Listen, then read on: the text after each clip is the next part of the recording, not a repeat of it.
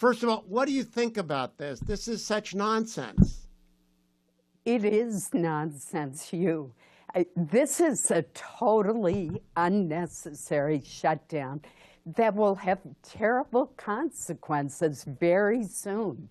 We're going to start seeing our military not getting paid, the Coast Guard not getting paid, our law enforcement officers, air traffic controllers, TSA agents, people who are delivering vital services under the federal nutrition programs, for example.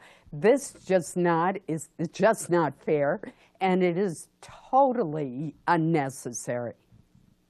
Now, I'm calling it the Schumer shutdown because it is, and I know why he's doing it. He's afraid of AOC. It's kind of the most open secret in the world. But what isn't well known is that the appropriations process is actually working for the first time in my memory. You and your counterpart in the House are actually moving the bills forward. Am I correct about that? That's absolutely correct. We have been able in the Senate to report favorably by overwhelming bipartisan margins 8 of the 12 appropriations bills. 3 of them have gone across the Senate floor and did so before the August recess, the August state work period. That hasn't happened in 7 years. Similarly, my counterpart on the House side, who's terrific, Representative Tom Cole, chair of the House Appropriations Committee, has also moved several of their bills out of committee and across the Senate floor. So we're already in the midst of an informal conference on the first 3 bills in a package that passed is occurring, and that's a deserved term for it. It's Chuck Schumer who always in the past said that we should have a clean continuing resolution. That's the stopgap funding resolution to allow the work on the appropriations bills to be completed. Well, that is exactly what Republicans have proposed and the House has passed. Now, Senator Collins, Speaker Johnson opened the program today, and he said, whatever the Democrats want to talk about, we can negotiate. We can talk about the tax credits. We can trade off regulatory reform. We can negotiate. I'm sure you're negotiating as chair of the Appropriations Committee. Is there any reason that do they gain any leverage by shuttering the government other than Chuck Schumer's Hail Mary against AOC?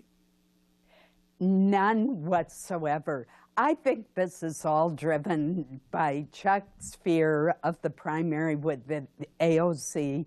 He got criticized by the far left when he voted to keep government open in March, and I think this is entirely a reaction to that. What I can't figure out is why more Democrats in the caucus have not broken away from him and said, Chuck, this is bad for my constituents. This is bad for our country. It's bad for confidence in the work that we do here in Washington.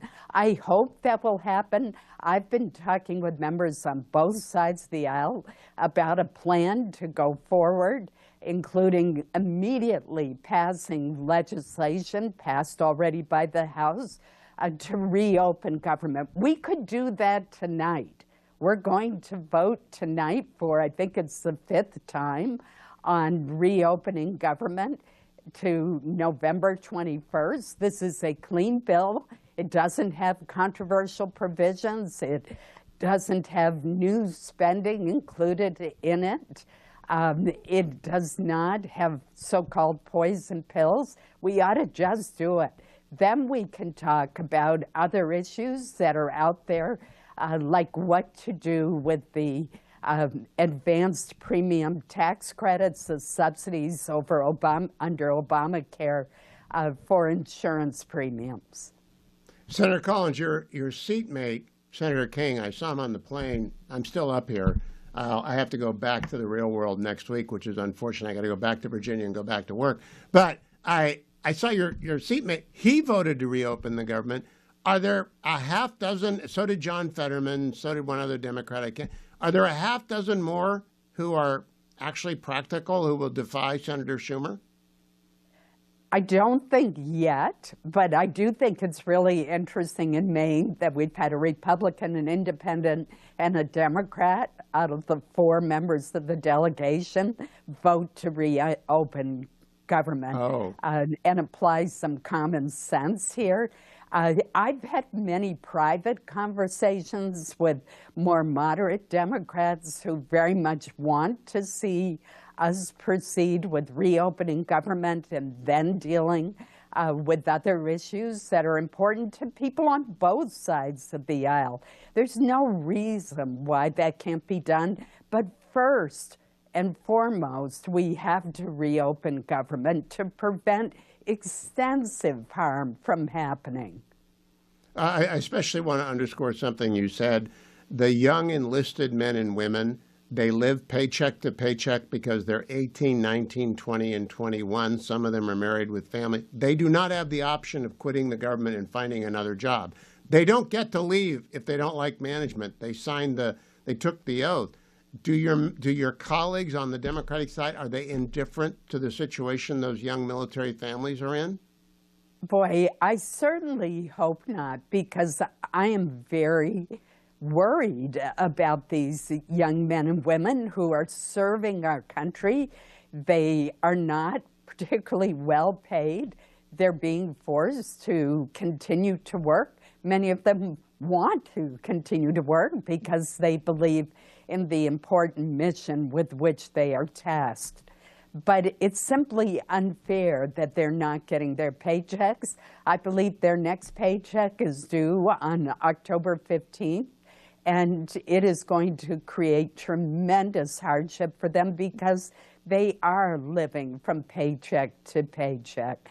And as you pointed out, it's not like they can quit their job and go work in the private sector, and they don't want to quit their jobs. They're dedicated members of our military, and they deserve our support. I feel the same way about our Coast Guard. They, too, play an incredibly important role, as do our Border Patrol officers, our TSA screeners at the airport, the air traffic controllers. All of those individuals are doing essential jobs. Not all of them are bound to their jobs the way the military is and the Coast Guard, where, as you point out, it's not as if they can quit. But they don't want to quit, and they shouldn't be forced with going into debt because Chuck Schumer is holding up the funding of government. For full shows, live and on demand, it's Salem News Channel.